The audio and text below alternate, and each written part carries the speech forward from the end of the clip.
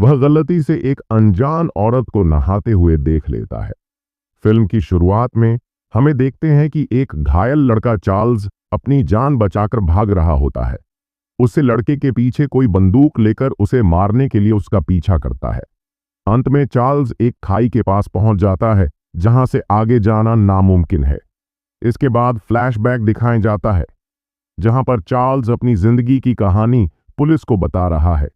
वो एक Harvard graduate थे जिसके माता पिता अलग रहते थे, पर अब उसकी मां का देहांत हो चुका होता है और 1 साल बीत चुका है।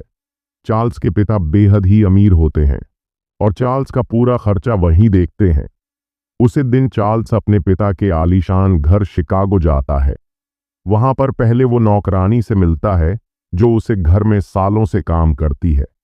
फिर वो अपने पिता से मिलने ऊपर के कमरे में चला जाता है जहां वो गलती से एक अनजान औरत को नहाते हुए देख लेता है और शर्म से दरवाजा बंद कर देता है। उसी समय उसके पिता वहां आते हैं और चार्ल्स की मुलाकात उसी औरत से करवाते हैं। तब चार्ल्स को पता चला है कि उस औरत का नाम जियाना है और वो उसके पिता की नई पत्नी है और उसकी सौतेली मां है। यहीं पर चार्ल्स की केला बड़ा होने लगती है। रात को उन लोगों की घर में बड़ी पार्टी थी। पार्टी में काफी बड़े बड़े अमीर इंसान आए हुए थे।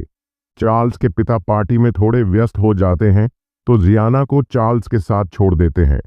चार्ल्स जियाना से सुबह जो कुछ हुआ उसके लिए माफी मांगता है, पर जियाना उस बात को मजाक में टाल देती है।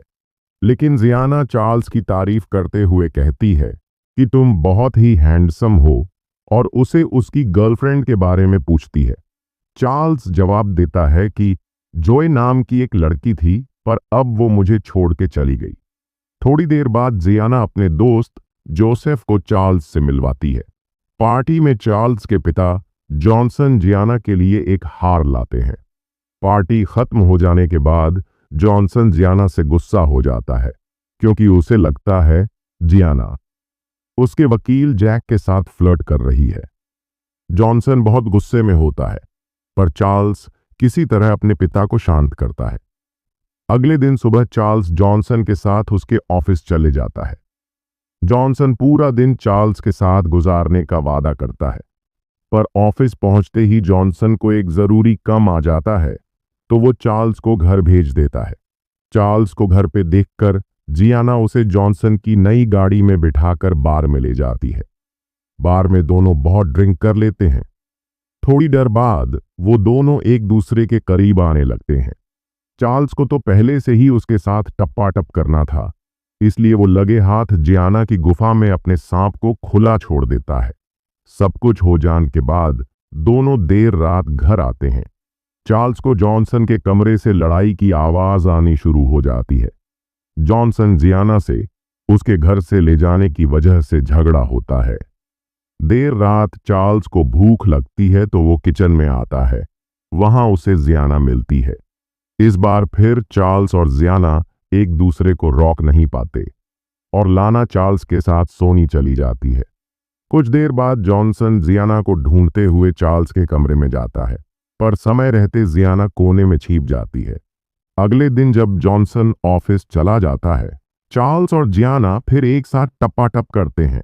फिर जोसेफ रात में घर पर डिनर के लिए आता है। डिनर के बाद चार्ल्स जॉनसन को बताता है कि वो आर्किटेक्चर बनना चाहता है, पर जॉनसन उसे साफ मना करके अपने बिजनेस में आने के लिए कहता है। थोड़ी देर बाद चार्ल्स और जोसेफ बाहर घूमने चले जाते हैं। देर रात चार्ल्स घर आता है। जियाना अभी भी जागी हुई होती है। चार्ल्स जियाना को कहता है कि उसे यहां नहीं रहना और ना ही जॉनसन के बिजनेस में जाना है, पर जियाना उसे बोलती है, मेरा बगीचा अभी भी सूखा है, जिसके प्यास बस तुम्हारे जो गन्ने से खत्म हो सकती है। अगले दिन जब चार्ल्स और जॉनसन शिकार पर जाते हैं, चार्ल्स जॉनसन को बंदूक से मारना चाहता है, पर वो खुद को कंट्रोल कर लेता है।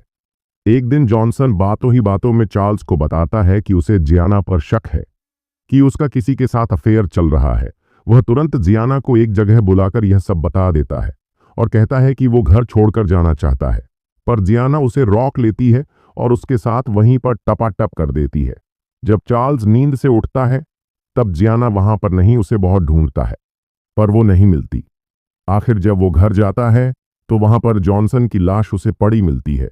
वो पुलिस को बुलाता है। पुलिस जियाना की तहकीकात करती है। चार्ल्स पुलिस को बताता है, मैं फिल्म देखने गया था, और जियाना बताती है कि वो जोसेफ के साथ थी।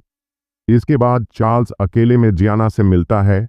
तब जियाना उसे बताती है कि वह उसे दिन जोए को पैसे देने गई थी, क्योंकि जोए के पास जियाना और चार्ल्स की वीडियो होती है।